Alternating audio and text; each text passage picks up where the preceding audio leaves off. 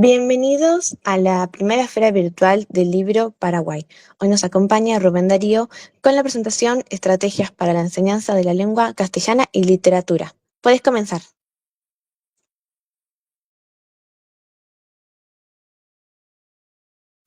Puedes comenzar. Hola, buen día para todos. Un cordial saludo pues desde acá, de Cali, Colombia, a todos. Soy el profesor Rubén Darío y bueno, agradecido, ¿no? Con la feria virtual del libro de Paraguay. Y para nosotros es un placer siempre aportar, siempre estar allí en estos espacios en los que para todos son muy enriquecedores, ¿cierto? Porque permiten ir nutriendo, permiten ir conservando nuestro acervo cultural en este diálogo intercultural, en este intercambio de ideas, de actividades, digamos, de lanzamiento de libros, de conversatorios que permiten mostrar, ¿sí?, las manifestaciones pues artísticas, culturales de un pueblo, y eso para todos debe ser muy enriquecedor. Entonces, le agradezco de nuevo a los organizadores, ¿sí?, e invitarlos para que continúen, ¿no?, conectados con la Feria del Libro. Bien, hoy pues vamos a tratar un tema que siempre va a ser bien interesante sobre el campo de la educación, ¿sí? Digamos que los temas que se tratan siempre intento colocar a partir de la experiencia, ¿sí? Del diálogo, del bagaje en el quehacer pedagógico. Todo eso lo llevo digamos, a las conferencias o a las charlas de las cuales participo, ¿no? Tomar esa experiencia, aterrizarla pues con los conocimientos y con las vivencias que hemos tenido a lo largo de este tiempo, de estos años, que han sido muchos, los que hemos estado pues inmersos en el terreno de la educación. Entonces miremos que por el momento, sí, actualmente vivimos en un periodo de cambios bastante radicales, ¿no? No solo las formas exteriores de la vida y la convivencia social modifican de alguna manera, sino que también las normas valorativas, el horizonte del conocimiento, las conductas, ¿no?, los criterios que se tienen, las perspectivas, ¿ya? Entonces, en ese sentido, los cánones mismos de nuestra cultura y por ende de la literatura han cambiado, ¿no? O por lo menos están en cuestión, ¿sí? Las jerarquías que se han mantenido, pues en estos tiempos que corren dejan de serlo y le ceden un lugar a las convergencias y a los espectros culturales, ¿no? El ideal de unidad y la totalidad se rompe, se fragmenta y eso hace que haya una brecha entre lo heterogéneo y lo plural, ¿no? Las minorías, las márgenes. Entonces, vivimos en una crisis múltiple que de alguna forma introduce relaciones de poder, de identidades sociales, de etnias, de religión, ¿sí? Sistemas de representación, equilibrios naturales, ¿sí? Es como si de alguna forma se lograra vislumbrar como el fin de la historia, de las ideologías, de las utopías, ¿ya? Esta actitud que se vive, que se siente en los tiempos actuales o en los tiempos que corren, pues esto devela una profunda crisis respecto a las certidumbres que había mantenido la modernidad, ¿sí? Asimismo, también hay espacio para el surgimiento de nuevos ordenamientos, ¿no? Una visión integral del mundo, una introducción de las perspectivas del sujeto en todas las disciplinas de la ciencia, las relaciones del hombre y del mundo como ecosistema, ¿no? La superación del progreso lineal, bueno, las competencias, ¿no? El reconocimiento del otro, los patrones culturales, todo esto en una sola dimensión del conocimiento, a la que también habría que añadirle, ¿no? La sensibilidad y la afectividad, ¿no? Entonces, en este sentido, como diría Barbero, ¿sí? Que estamos en un desplazamiento de las demarcaciones y las fronteras entre lo que es la razón, ¿sí? La ciencia, el arte y la imaginación, ¿ya? Entonces, esto, digamos que abre o deja claro, ¿no? Que es una crisis, de todas formas, que se vive de ideas, de prácticas, de valores, de relaciones, ¿no? En este tiempo miramos que, por una parte, se oponen la modernidad a los grandes relatos hegemónicos, ¿sí? A lo diferente, lo heterogéneo, pero simultáneamente se acepta inerme los efectos uniformadores, ¿sí? De lo que se ha llamado como la globalización. Entonces, esto se genera una contradicción, ¿ya? Esa contradicción, digamos, todos estos hechos que he ido marcando, que he ido señalando, de alguna manera, pues, informan o anuncian una crisis, ¿ya? Una crisis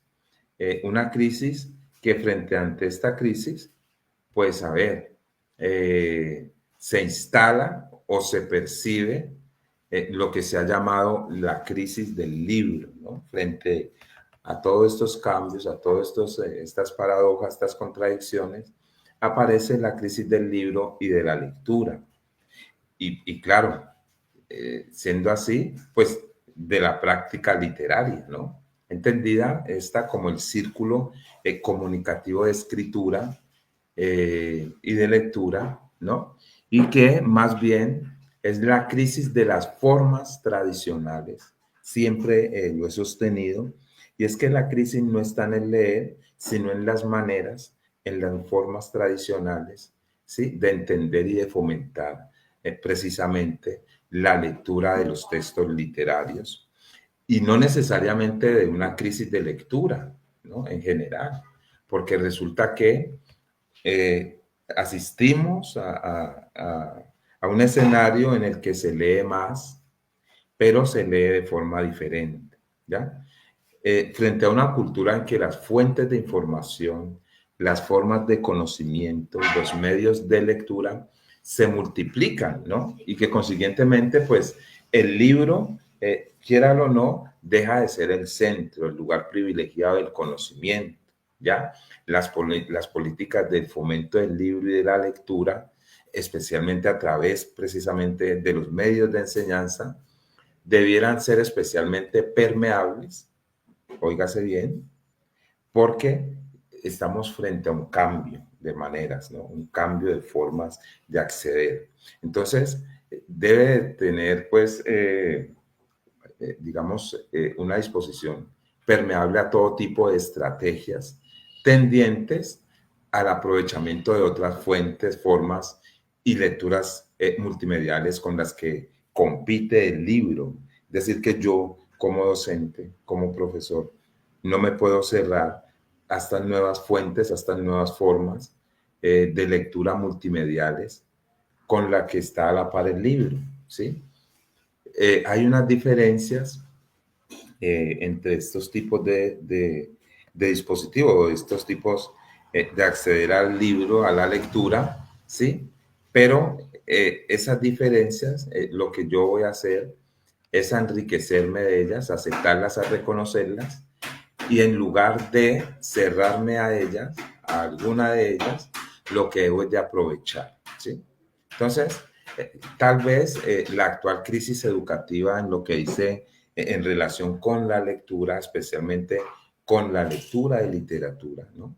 No tiene tanto que ver con la incorporación de las nuevas tecnologías, porque es que las nuevas tecnologías, en mi experiencia, en mi caso, me sirvieron precisamente para seguir fomentando, ¿no?, la lectura de textos literarios. ¿Y de qué forma? Y aquí es como la ponencia o el diálogo que estamos teniendo respecto a las estrategias de enseñanza. Entonces, el incorporar las nuevas tecnologías, ¿sí? Resulta que me ha permitido fomentar, acercar, aterrizar al aula la lectura de textos literarios con la promoción y animación de lectura. Entonces, esta promoción, esta animación está a cargo, por ejemplo, de escritores, de escritoras que nos leen, que cuentan su experiencia en el proceso de escritura y que esto de alguna forma alienta a los estudiantes a arriesgarse a escribir, por ejemplo, ¿sí?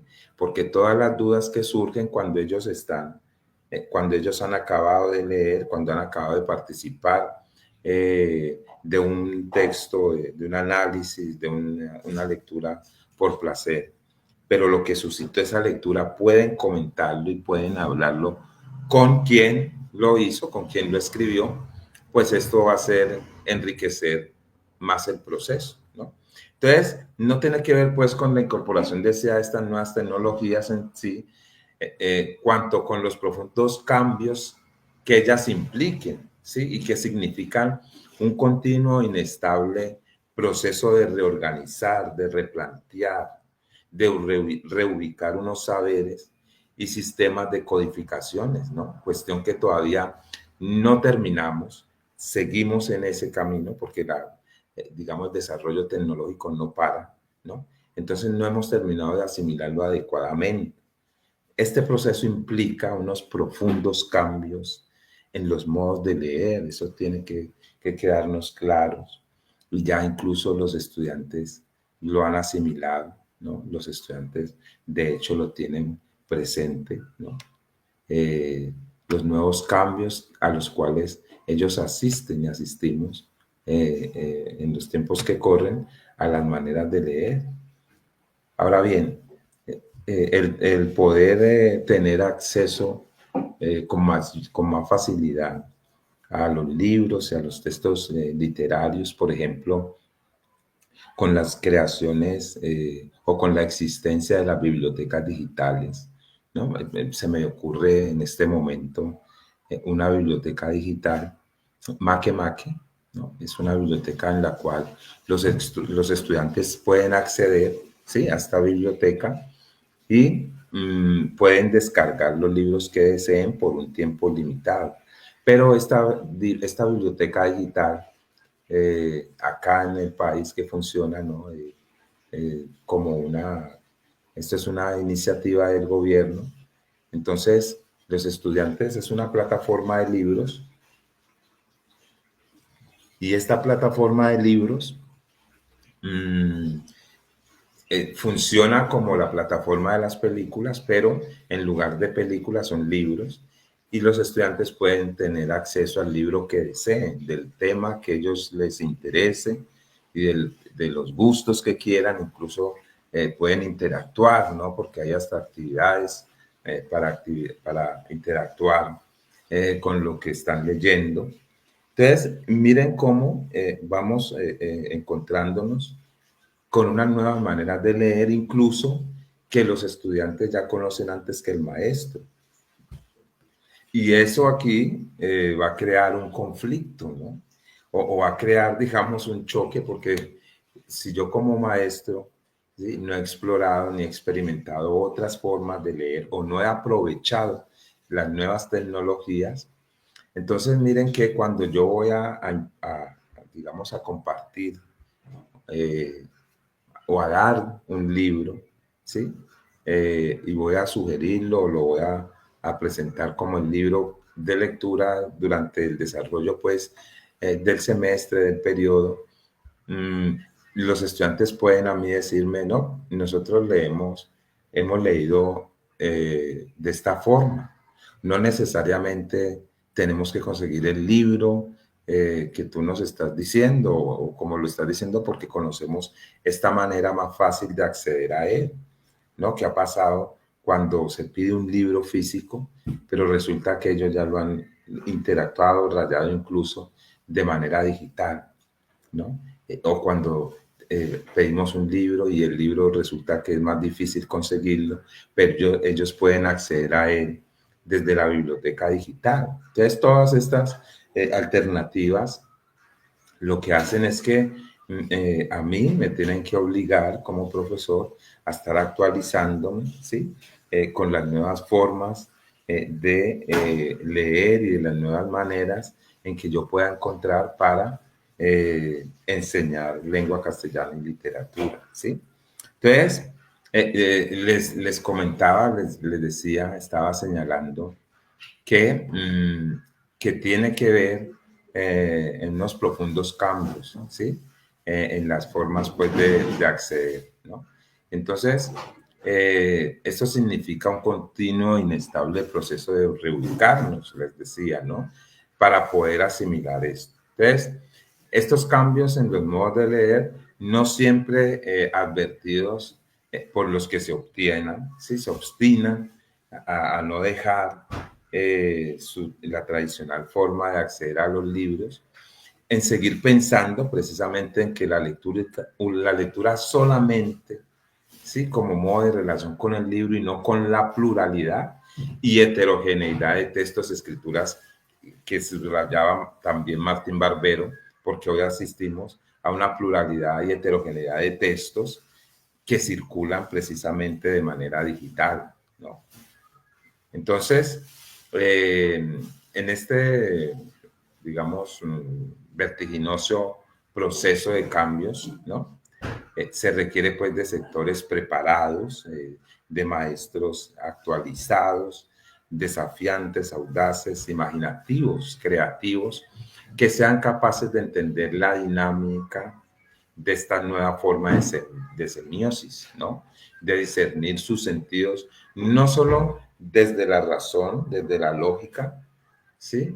O desde la racionalidad tradicional, sino desde cualquier enfoque, desde cualquier espacio, ¿no? Perspectiva o sistemas simbólicos sensibles a la comprensión y aprehensión de los complejos fenómenos que articulan hoy por hoy, ¿no? La cultura pues contemporánea. Entonces, este es un desafío con el cual yo todos los días me encuentro en mi quehacer pedagógico, es las maneras en que los estudiantes van encontrando, ¿sí? Van descubriendo, porque ellos sí tienen ese espíritu de investigación en cuanto a lo moderno, a las nuevas tecnologías. Entonces, frente a este desafío, ¿no? Que implican las nuevas tecnologías, la pregunta es si yo debo seguir enseñando lengua castellana y literatura de la misma manera, ¿no? Si vale la pena hacer el intento cuando mucha literatura, pues esa es la pregunta de siempre, se juega entre lo ley y lo multimedia, ¿no? Entonces aquí voy a presentarles a continuación unos esquemas, ¿sí? Que dejan pues claro que quiero explicar un poco eh, sobre los procesos y las estrategias pues de enseñanza, ¿sí? Entonces, a ver, las funciones, la función, digamos, de estas estrategias o estas enseñanzas, ¿cierto? Ante el hecho literario, pues el profesor debe ser un crítico, un animador, ¿no? Un motivador, dinamizador en todo aspecto. Un dinamizador porque debe de escuchar las ideas con las que ya vienen los estudiantes, ¿ya? El profesor no puede encerrarse a su saber, a su conocimiento, porque también hay otros saberes que van a hacer enriquecer esa clase, ¿ya? Entonces, el determinismo metodológico, ¿sí? Saber qué estrategia voy a emplear y por qué. Y para eso es fundamental conocer mm, el contexto, ¿no? Conocer el aula, conocer el grupo, ¿sí? Para poder desarrollar competencias literarias, desarrollo habilidades receptoras, la autonomía para la interpretación, y eso es clave porque debo conocer quiénes son los estudiantes y qué saberes tienen, ¿no? Tener conocimientos literarios, ¿no? La cultura de manual. En este rol docente debe presentar los textos como exponente estético y cultural, ¿no? También como creaciones para las actividades lúdicas, poéticas. Eh, es, una, es una manera de mediar entre la observación de las peculiaridades del discurso literario, ¿sí?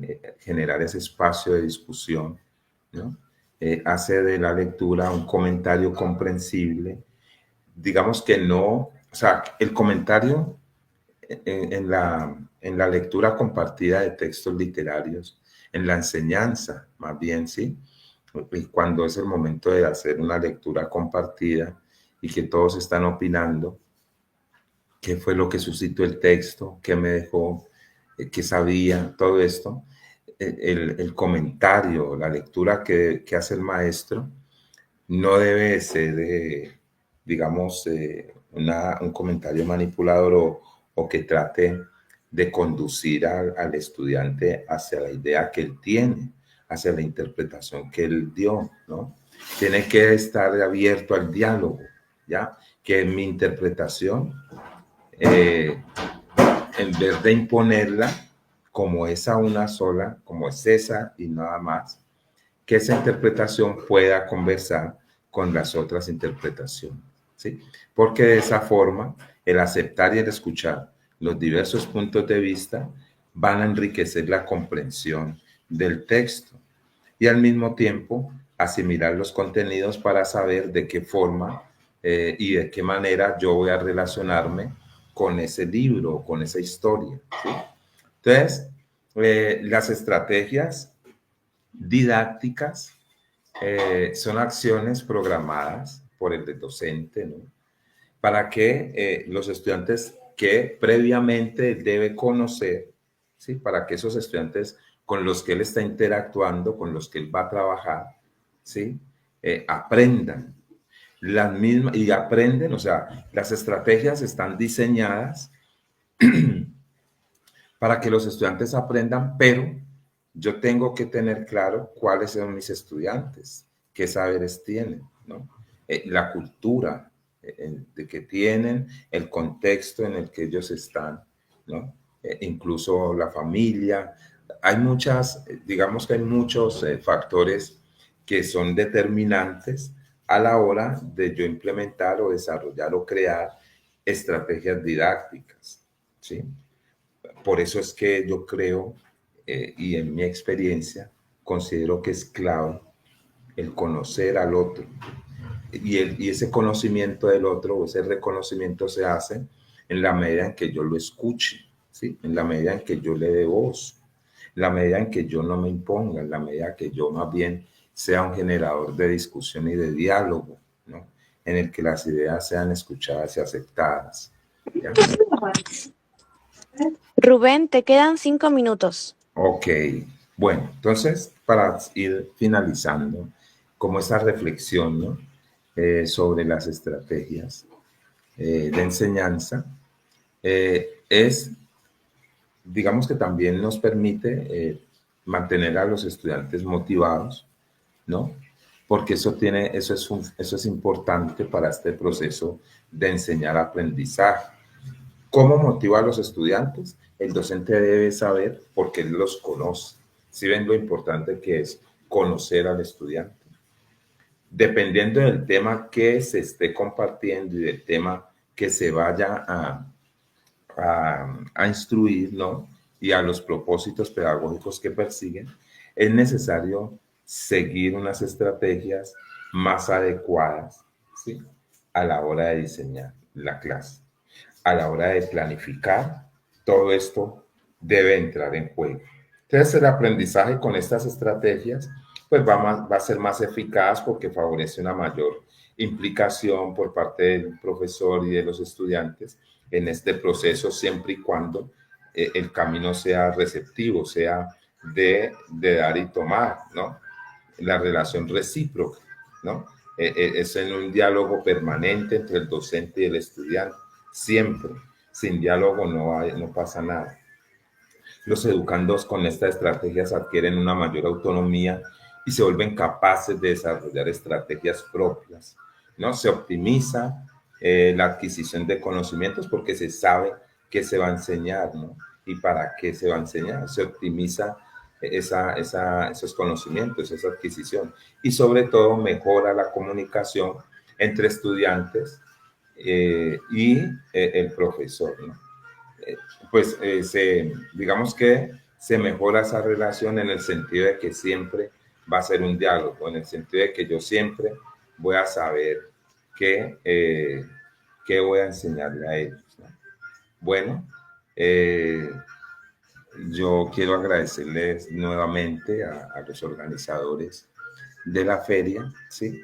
Y a todos los que se conectan, a todos los que están ahí escuchando y conectados, invitarlos para que continúen con todas nuestras actividades que tenemos, con los lanzamientos, con los conversatorios, con las charlas, ¿no?